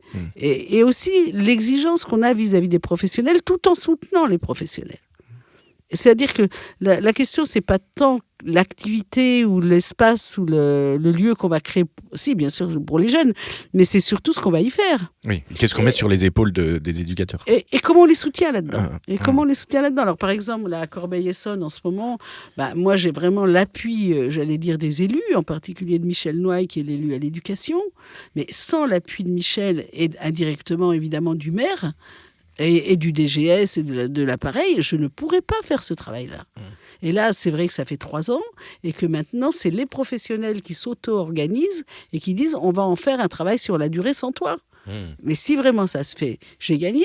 Bah oui. Et puis même s'ils ne continuent pas en soi les mêmes ateliers, mais qu'ils ont introduit quelque chose d'un espace de pensée, j'allais dire, pas seulement informel, mais que réellement on va se construire un espace de travail, j'ai gagné quelque chose. Sécularisation de Joël Bordet.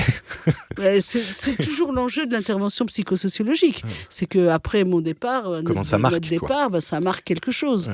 Bon, les retours que j'ai souvent, c'est que ça a marqué des choses, pas forcément du tout là où je le pensais, mais c'est pas grave. Mais justement, on peut peut-être revenir sur quelque chose que tu as évoqué tout à l'heure, mais si on rentrait là-dedans, parce que c'est essentiel, sur l'évaluation de cette marque. Comment est-ce qu'on peut se rendre compte ou pas de la mise en mouvement de pensée, de la mise en mouvement pas très... Enfin, moi, je pense que l'évaluation d'informative, c'est pas... Si on le faisait, c'est pas si compliqué que ça. C'est revenir avec les gens sur les processus qu'ils ont mis au travail et qui parlent effectivement de situations qui ont été produites par ces processus. Donc, on compare l'avant et l'après. Non, c'est pas une comparaison, c'est l'analyse de qu'est-ce qu'une intention de travail a pu créer dans l'espace du champ social. Bon, si, voilà, la ville, elle paye des ateliers de la pensée critique pendant 3 ans. Voilà. Si, à un moment donné, elle se dit, tiens, ça serait intéressant de savoir justement quelle trace ça a pu faire. Alors, il y a plein de façons de faire. Moi, je vois très, très bien que j'ai travaillé là-dessus il n'y a pas longtemps avec des directeurs généraux de services avec qui j'avais travaillé. Ils étaient dans une autre position. Ils m'ont raconté. Eux, ils voient très bien, en fait, où est-ce que ça travaille. Et du coup, ils vont le reprendre dans la pensée de leur politique publique. On n'a pas besoin de faire de l'évaluation tout le temps. Le tout, c'est d'être à l'écoute de où on produit de la transformation, quand effectivement on introduit un acteur, on introduit une psychosociologue, mais même les professionnels eux-mêmes vont dire « Ah, nous, on va particulièrement travailler avec les parents sur telle question. » Bon, qu'est-ce qui fait qu'à un moment donné, celui qui fait la stratégie publique, de la politique publique du territoire, va avoir connaissance de ça et va lui en faire quelque chose pour penser une stratégie de territoire. Et moi, je vois quand même plein de gens qui sont à l'écoute de ça et qui, de fait, inventent des formes de travail, inventent des lieux, Voilà, je veux dire, c'est ça aussi le mouvement d'invention de la transformation sociale. Et quand même, on est dans des sites où il se passe des choses. Donc, le modèle de l'évaluation, ça dépend si l'évaluation est au service de la mise en mots de ces transformations, puis de cette prise de conscience de ce qu'on transforme. Ou si effectivement, il y a un autre type d'évaluation, c'est est-ce que l'argent qu'on y a mis, effectivement... Mais moi, je pense aussi que l'argent comme analyseur, c'est toujours très intéressant de voir effectivement en quoi l'argent produit de la transformation. Et ça, je pense qu'il y a des gens qui savent mieux faire ça que d'autres.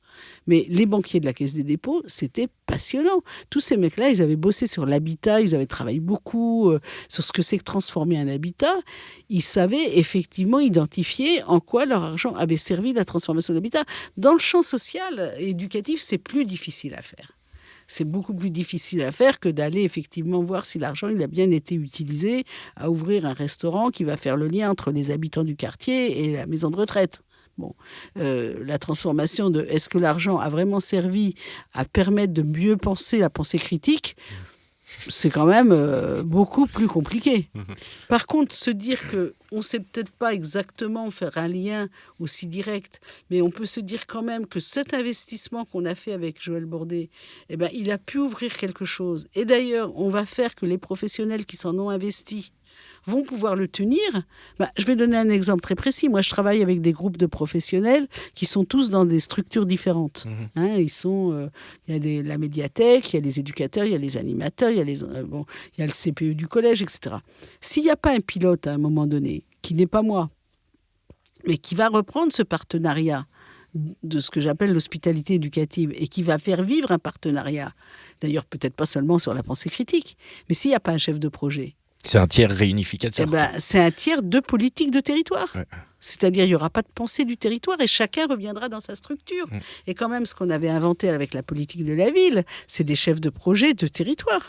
C'est-à-dire des gens qui, dans l'appareil municipal, puissent effectivement tenir des fonctions transversales pour faire vivre sur le territoire, par exemple, une politique jeunesse pour les jeunes entre 16 et 20 ans. Ça, c'est un indispensable. Moi, je pense que penser du développement des territoires et continuer à penser le développement, c'est avoir aussi des développeurs. C'est-à-dire des gens qui, de fait, peuvent penser cette fonction-là et qui, du coup, font le lien avec le projet politique de la municipalité. Donc, ce mouvement bottom-up, à partir de ce qui se passe dans l'action locale, de le faire remonter par un travail de coordination, d'analyse et en même temps d'impulsion et de le refaire remonter dans le projet politique, c'est une façon de faire du développement. Et ça, c'est ce qu'on a inventé dans la politique de la ville. Alors, je ne dis pas qu'aujourd'hui, ce soit exactement, quand je vois la façon dont sont gérés le dispositif des cités éducatives, je pense que c'est très compliqué parce que là, il y a aussi une gouvernance peut-être beaucoup plus verticale. Le mouvement bottom-up, je ne pense pas qu'il soit... Mais quand même, ça reste quand même un dispositif territorial dans lequel on peut justement quand même faire ce travail de bottom-up. Donc réellement, selon les municipalités et leur choix de développement, on n'a pas les mêmes choses. On ne travaille pas de la même façon à Reims, à Besançon, etc.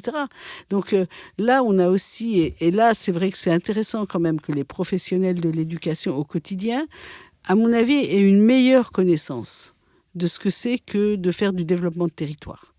Et on est dans des choses qui sont trop, séparées.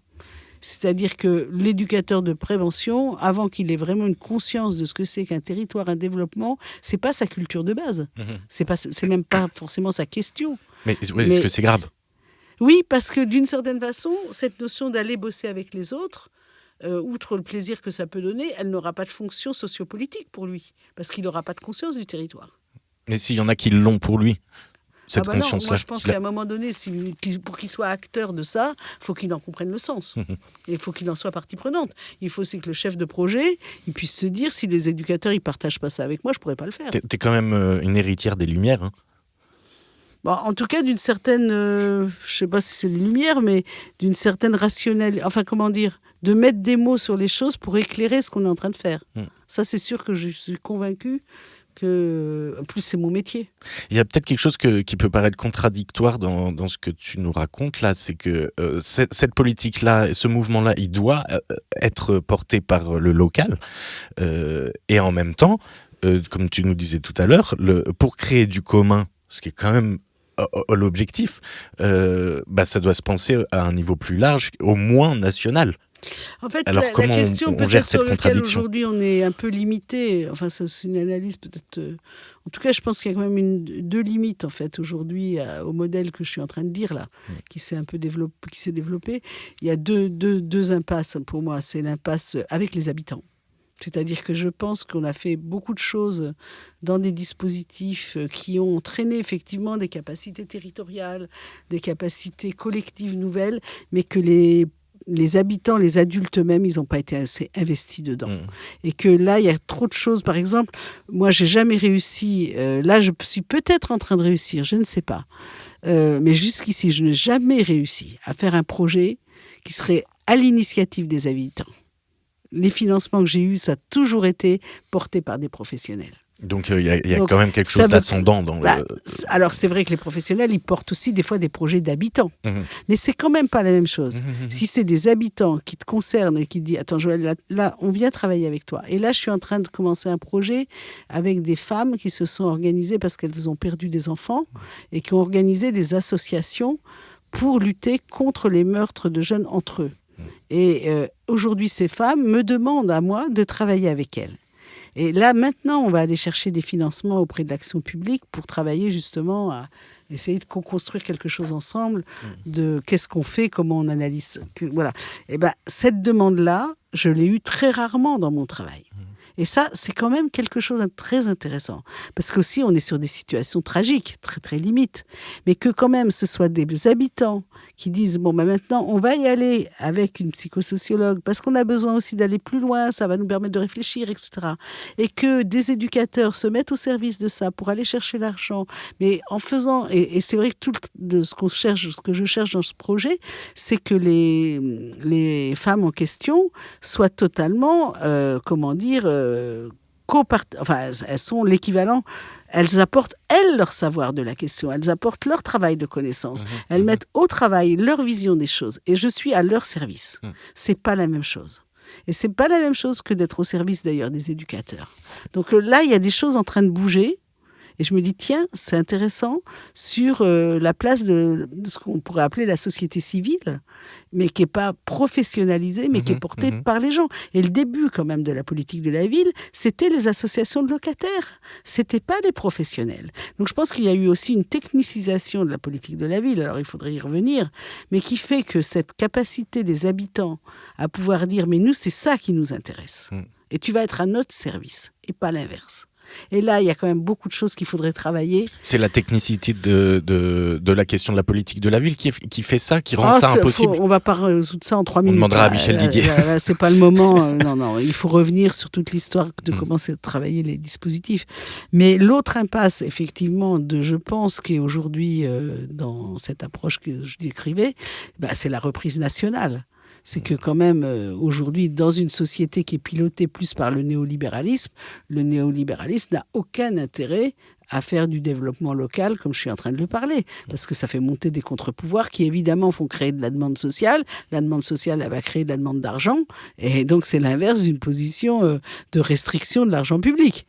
Donc, faire ce travail-là, c'est forcément créer de la demande, c'est forcément créer de la circulation de l'argent autrement, et je pense pas que... Et c'est sûrement une des contradictions aujourd'hui internes à la politique de la ville au niveau national, c'est cette injonction néolibérale d'où la pertinence des mesures d'impact. Donc, mais qui n'est plus sur le sens du développement. Et quand je travaillais avec les banquiers de la Caisse des dépôts, la question, c'était pas la mesure d'impact, c'était est-ce que l'argent qu'on a mis sert bien à la question qu'on veut travailler ? C'est-à-dire au développement d'un problème qu'on veut travailler, c'est-à-dire l'insertion, par exemple, des maisons de retraite. J'en parle d'autant plus que ça a été compliqué et que, comme les maisons de retraite ne faisaient pas vraiment ça, la Caisse des dépôts a décidé de suspendre leur financement et que j'étais très, très mal comme évaluatrice. Parce qu'en fait, il aurait bien fallu que, au contraire, ça aide les maisons de retraite à pouvoir s'ouvrir encore davantage sur le quartier. Donc, vous voyez, rien n'est donné.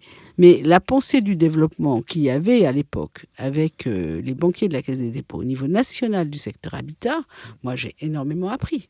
Voilà. Et je pense que c'est pas aujourd'hui les mêmes conduites. On ne demande pas à l'argent de faire la même chose aujourd'hui. Voilà. Donc, si on veut penser le niveau national, il faut effectivement... Alors, peut-être que là, ça repose aussi la question d'autres partenaires nationaux avec lesquels on va pouvoir faire aussi, j'allais dire, d'autres approches collectives. Et on est peut-être aussi dans un moment où il faut penser d'autres partenaires, dans des fondations, je sais pas, qui peuvent aussi porter des projets où il y a plus cette pensée collective, j'en sais rien. En tout cas, ce qui est sûr, c'est que le niveau national demande à être pensé aujourd'hui. Et puis, on voit bien que c'est pris quand même dans le maelstrom politique dans lequel on est. Ben voilà un tour d'immenses horizons qu'on vient de faire. Du coup, Joël, comment ça va le monde ? Écoutez, je sais pas. Ce qui est sûr, c'est que je remercie Antoine d'avoir pu faire ce ce cheminement, ce bout de chemin ensemble. On n'a pas souvent l'occasion de pouvoir comme ça tirer le fil de questions qui vous tiennent à cœur et sur lesquelles vous avez travaillé longtemps. Et j'espère que surtout pour les auditeurs, ça sera pour vous un champ d'ouverture, de réflexion, d'analyse, d'invention. Mais c'est en rien une doxa. Je veux dire, c'est plus de l'ordre d'une intention de la transformation sociale que je peux porter au service des adolescents des quartiers populaires. Voilà. Tu aurais quelque chose pour résumer ce parcours des quatre émissions qu'on vient de produire ensemble? Ce que je pourrais dire, c'est que sans la clinique de l'adolescence, j'aurais pas pu faire ce parcours. C'est-à-dire que je pense que d'avoir pu mettre des mots sur une écoute clinique et d'avoir pu écouter aussi les adolescents avec cette capacité d'écoute clinique soutenue par une pensée de la clinique adolescente et donc de l'adolescence, telle que le pensent des cliniciens comme Olivier Douville, Philippe Guton, Sophie Mijola, ce travail des psychanalystes en fait sur l'adolescence, moi en tant que psychosociologue, m'a énormément ouvert la possibilité d'une tension dynamique sur l'accompagnement et le changement des adolescents. Voilà. Et ça m'a aussi sûrement donné des points de repère pour pas avoir peur de l'adolescence, pour pouvoir se dire mais voilà, on peut toujours accueillir de l'adolescence et que dans cette adolescence il y a un bel enjeu à la fois de réalisation des personnes et de la société. Alors là, c'est vrai que peut-être dans mon travail de psychosociologue, moi j'ai ouvert à la question peut-être davantage de la philosophie politique et d'essayer de faire un peu le grand écart quand même entre une clinique intime d'écoute de l'adolescence à une pensée politique, de philosophie politique. Et l'écart est quand même assez considérable.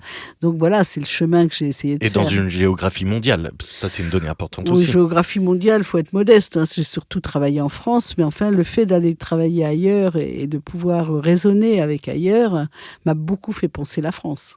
Et j'espère quand même que ce que j'ai pu rapporter au Brésil ou en Russie ou ailleurs a pu faire raisonner pour les Brésiliens et les Russes ou les Palestiniens, les Israéliens, enfin les amis italiens, etc., portugais, des choses qui de fait... j'ai été aussi porteuse de la France. Et c'est une vision de la francophonie à laquelle je tiens. C'est la France, on a aussi...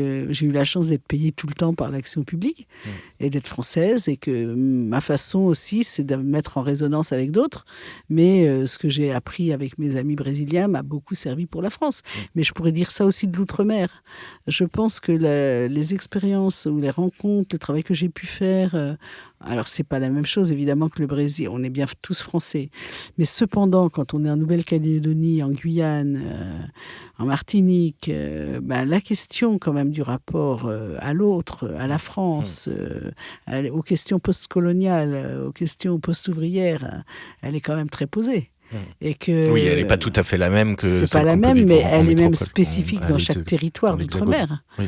Mais de la pensée dans chaque territoire d'outre-mer fait bien penser la France.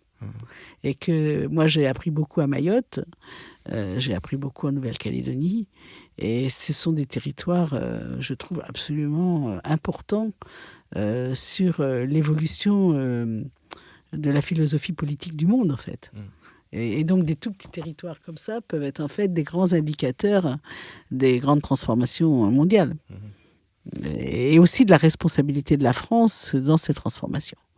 Donc, je pense qu'il faut porter beaucoup aussi d'attention à ces territoires et à ces adolescents qui naissent dans ces territoires. Je pense souvent aux jeunes Kanaks, et j'ai connu les enfants de Djibaou.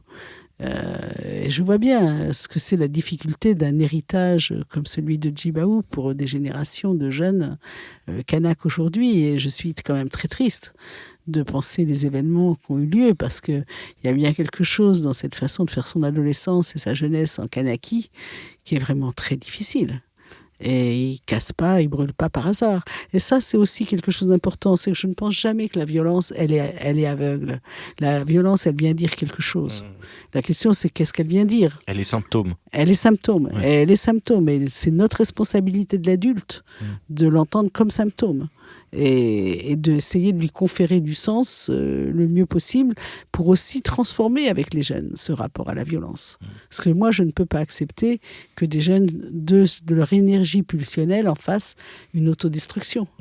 Donc, c'est vrai que beaucoup dans mon combat, c'est que leur énergie ne se retourne pas contre eux, mais devienne un élément qui les fasse plus beaux dans le miroir. C'est ton humanisme qui Non, c'est ma position clinique. Oui, je suis peut-être humaniste, c'est pas ça la question, mais je suis d'abord politique. C'est un projet politique et c'est un projet clinique. Après, je travaille pour que les humains soient plutôt plus vivants que morts, mais ce qui m'intéresse, moi, c'est pas ça. Je suis pas moraliste, c'est pas de la morale humaniste, j'en ai rien à foutre. Ce qui m'intéresse, c'est vraiment en quoi penser la clinique et soutenir de la clinique fait penser le politique. Ça m'intéresse. Mais la posture moraliste, humaniste, j'en ai rien à faire, honnêtement. Oui, on est tous à travailler, heureusement, pour que la condition humaine soit plutôt au moins pire. Mais enfin, il n'y a pas que moi, on est tous comme ça. Moi, ce qui m'intéresse, c'est l'effort de travail entre la question clinique et la question politique. On entend dans ton discours quelque chose de très lumineux. Alors, un c'est toi qui entends ça. un dernier mot lumineux pour la route et pour conclure cette série d'entretiens, Joëlle. Qu'est-ce que je pourrais dire ? Je ne sais pas. Ce que j'ai envie de dire peut-être, c'est que moi, je voudrais dire que ces podcasts, ce qui serait intéressant, c'est que chacun se dise, moi, en quoi moi, ça me concerne dans mon intégrité à moi. Voilà. Je pense qu'effectivement, pour soutenir ces défis-là qui sont avec nous aujourd'hui, on a quand même besoin de beaucoup d'intégrité. C'est-à-dire d'avoir quelque chose qui nous tient à l'intérieur de nous-mêmes, avec lequel on est d'accord. Et sur lequel on se dit, ça, on ne va pas le transiger. Voilà. On n'a pas forcément la même chose.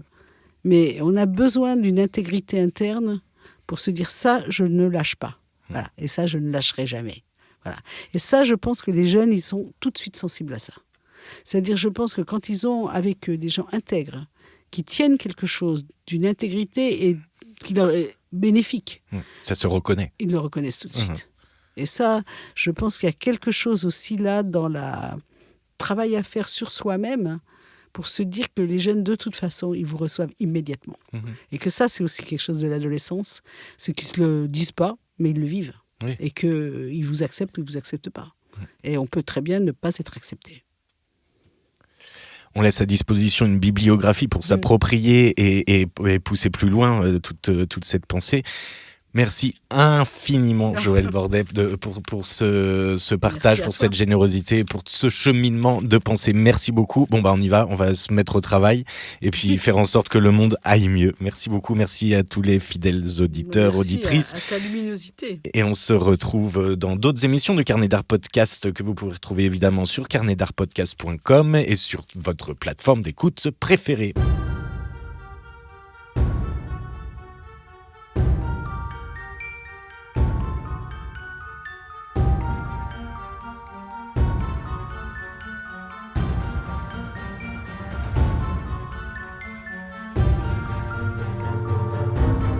Comment ça va le monde est une émission de Carnet d'Art Podcast qui vous a été présentée par la compagnie Caravelle.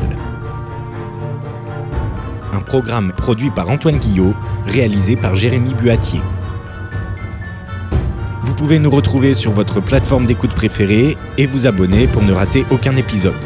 Vous pouvez également nous retrouver sur Instagram et Facebook, sur carnetdart.com et sur lacompagniecaravelle.fr. Vous pouvez également nous soutenir en faisant un don défiscalisé sur Hello Asso en suivant le lien en description. Allez-y, cliquez. On vous remerciera.